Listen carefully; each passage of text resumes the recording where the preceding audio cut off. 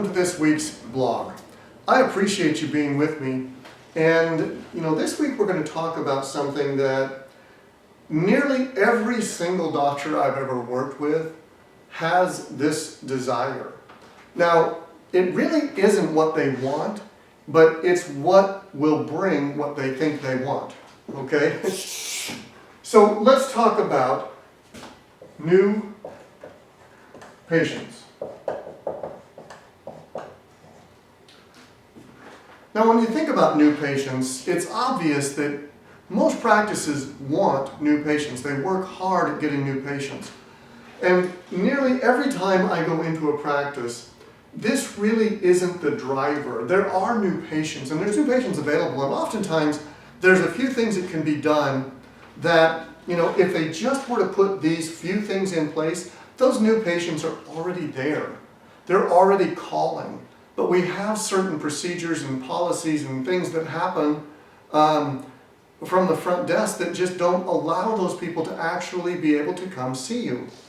So you really have to take a look at this and say, okay, am I really all about new patients? Because I can tell you right now that if this is what you want and you spend adequate amounts of money, you can drive new patients to the practice. That's pretty standard. It's not that difficult to drive in new patients.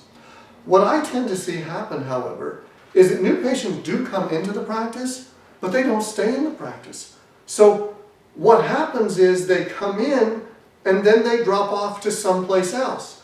Either we're not attracting the right kind of patient, or more importantly, we're not providing an experience that is desirable to the patients that we want.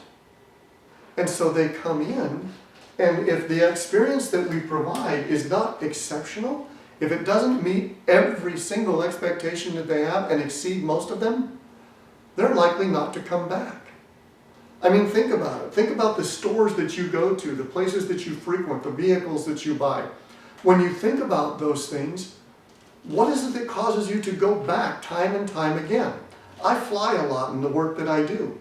And when I fly, I prefer flying on Southwest. The reason I prefer Southwest is because of the convenience and the comfort and the way that they've treated me over many years of doing this kind of work, and the flexibility that I have with that particular airline. They tend to be on time. They tend to go the places that I want to go the most directly, and they tend to be reasonably priced.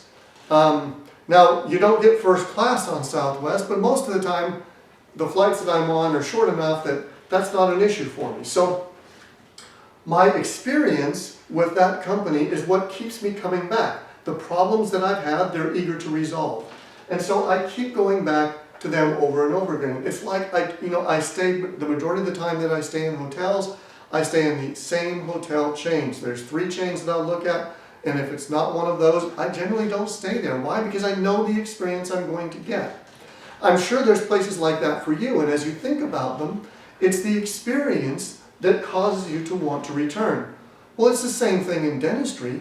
If you're a dental patient and you go in and you have a great experience, then you're likely to want to go back.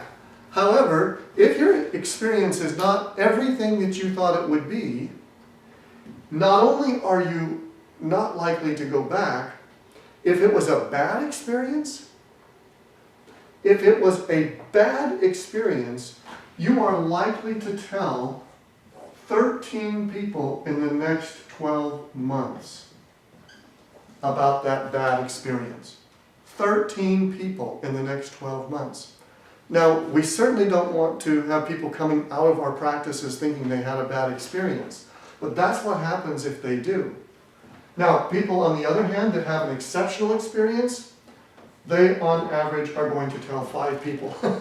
So it doesn't balance out. I know the negative experiences outweigh the positive experiences as far as getting that word out, but when they tell those 5 people, those 5 stories that they tell about your practice that are great experiences, you can bet somebody's going to show up to your practice as a result.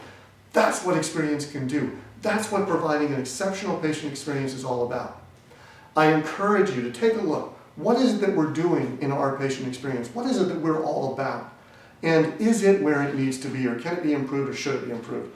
Are we actually getting the results? And if you didn't see last week's, go back and look at what results really are. Are we actually making those things happen?